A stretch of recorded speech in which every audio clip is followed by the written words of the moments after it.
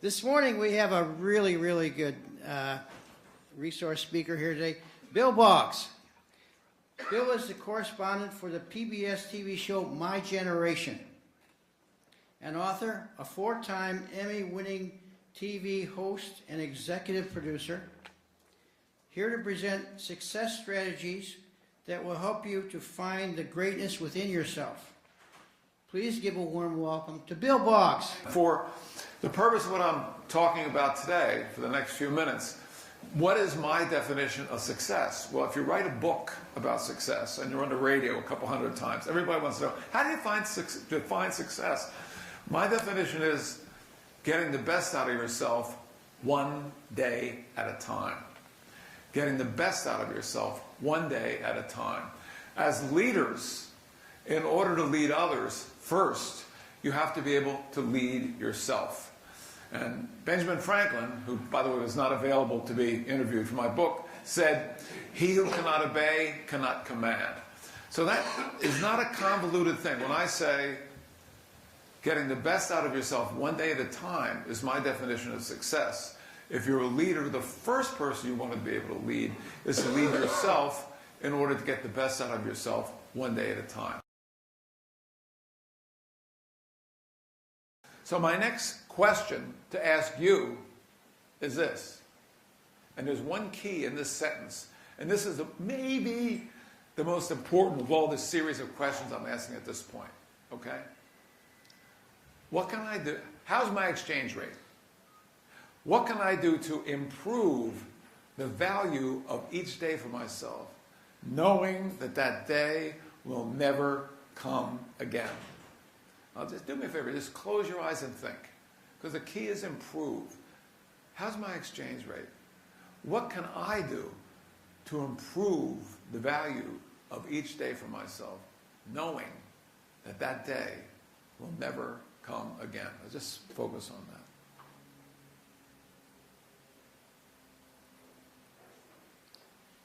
Questions are more powerful than answers. So about a month goes by, and I am really getting frustrated, and I'm building up deep resentment. Deep resentment. And you can write this one down, my friends. Resentment is like taking poison and waiting for the other person to die. It does you no good. So in the next couple of minutes of the talk, what I want to do is I want to run through some of the things that the 44 people whom I interviewed and the other people whom I've been taking notes on shared with me about their success.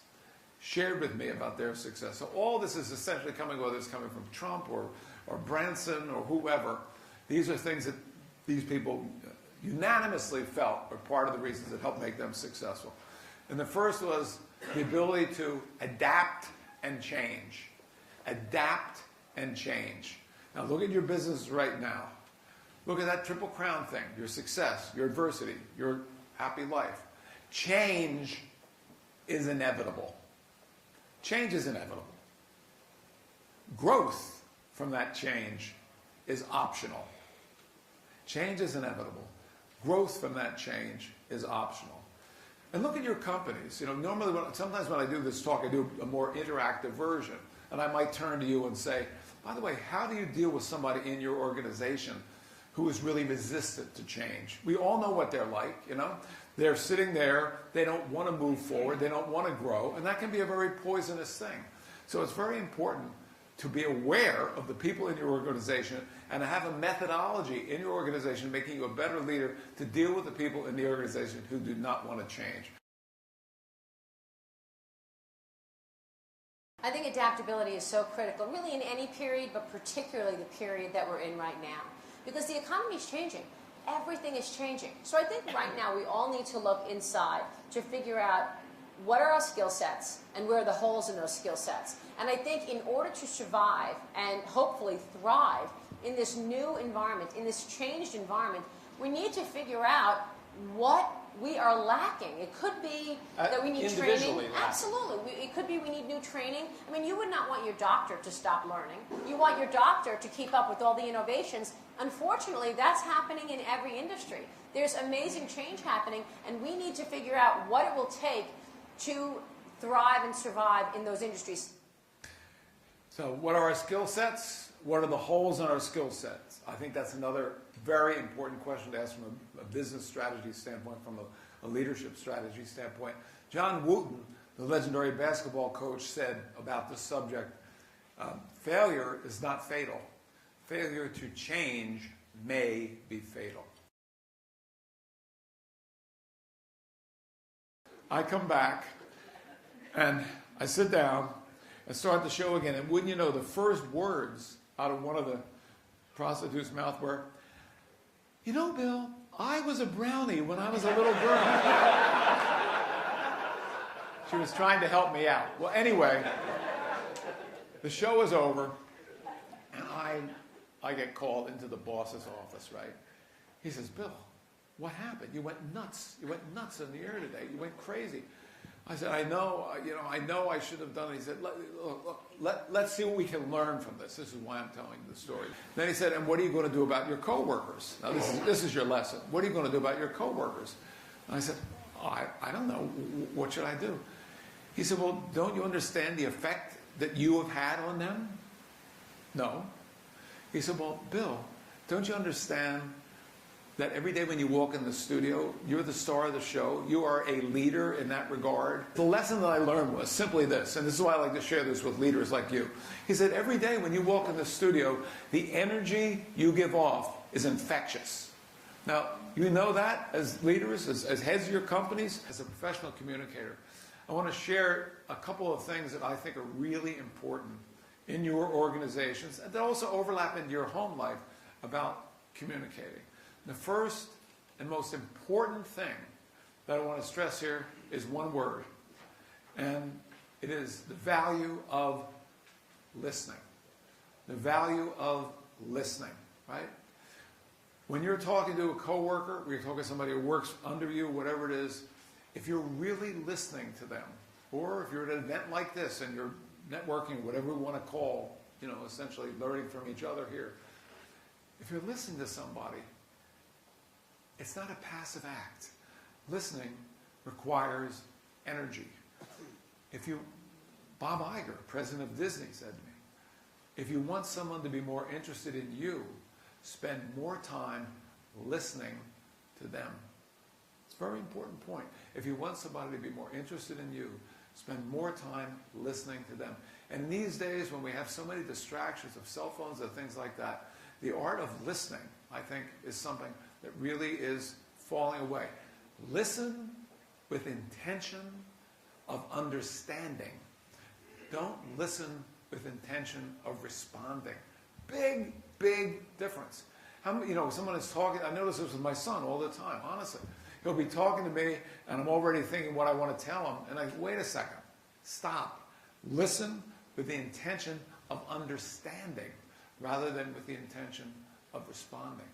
And I thought, how can I use my TV talk show question writing skills to essentially, give you something from my world that could be helpful to you? So I wrote out a couple of questions that I think I'd like you to consider trying when you get back to the workplace next week. Two things happen when you ask these questions. The first is you get information about your workplace that you may not have known. And second, and most really importantly, the second thing that happens is that you are validating people. The very fact that you as the boss, the leader, goes up to someone and asks them a question about their life, their work, you are essentially validating that person. So I don't know if you want to take notes or write these down, but here they are. Walk around the company and say, I'm not talking about gossip here, but what's going on? I've been very busy working on X, Y, or Z. What's going on in the company that you don't think I know about? You will get really interesting answers to that question. And you also validate, say you're talking to Judy. Hey, Judy, I've been busy. What's going on in the company that you don't think I know about here? Judy's going to go home and say to her husband, you're not going to believe it. He came over and asked me today, and I was able to explain, or an even better one. Tell me, Ralph, I'm just curious. I'm trying to find out more about what's really going on with our people here. What do you do in your job that's not part of your job description? What do you do in your job that's not part of your job description? You know what you're getting there? Essentially what you're getting there is information from Ralph that you should know, and at the same time Ralph goes home and says to Judy, because they're married, right, says, you're not going to believe it. Ralph and Judy, that you're not going to believe what happened. The boss came over today and wanted to know, and I finally got to explain this, right? The single greatest source of bitterness in the workplace comes from people going to work day after day, week after week, month after month, year after year, without somebody saying, hey, Fred, you're doing a good job. Company, you're really helping out the company. So it's really important, challenging you here. You have to have something in place in your organizations to let people know they're doing a good job, right? You have to have something in place to let people know that they're doing a good job. So question, what am I doing about that? How am I validating my people? If your answer is, I really don't have a system, work on getting one. Work on getting one. Another story, and this is a non-political story, but a hugely successful person, Ronald Reagan. Now here's a guy who was a successful movie star, president of SAG, a giant union, 8 years California governor, 8 years president of the United States. What a successful life. And his official biographer, in other words, wrote the biography commissioned by Ron and Nancy, lived in my building in New York. And so when I interviewed him, I'm not interested in the politics, I'm interested in the internal components. Tell me some things about Reagan that made him the successful man he was. Well, he was an optimist. He was willfully optimistic. He had this sunny disposition. People wanted to be around him. He drew the best people around him. And he was the master of the personal touch. Well, give me a story. Well, here's one that's not in the book. If you look at the guy's career, in the 30s, he was getting fan mail. And some people, some women primarily, who were teenage girls, started writing him in the 30s, continued to write him, because there was huge attrition, all the way up to his second term as President of the United States. And he would write back, okay, if you got the note, it might take a little while, they would get a note back. So one of these women who started out as a teenager is now in Washington with a granddaughter and her own daughter, and they're touring all the different things. And one morning she gets up and she's getting all dressed up in her best gray suit. What are you doing, Grandma? How come you're so dressed up? Well, I'm going over to the White House. I've been writing to Ronald Reagan for 51 years, and I want him to know that I'm here. Well, are you crazy, Grandma? No, he should know that I'm here. And she takes out her stationery with her initials on it and writes a handwritten note. And this is before people were sneaking into the White House parties, right? She just goes over and goes to the man at the gate, explains who she is very nicely. She doesn't look like a wacko, gives him the note. And because of the culture that's created in that specific organization, that White House, he says, okay, we'll sit here in the shade. It's like a gazebo out there. The note goes inside.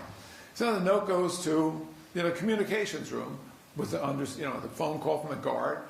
And that person doesn't really know what to do with it, so it goes upstairs. Now it's on the second floor. One thing leads to another. And after about 20 minutes, that note is now open, and it's on the desk of Ronald Reagan's secretary, who's outside the Oval Office. She knows immediately who this woman, Nellie, is, right? And she has to make a decision. So she looks in the Oval Office. She sees, they're not planning to invade Grenada. Things are relatively secure. So she goes in up to the president and says, Nellie is out at the beginning. And said, Nellie? That Nellie is here?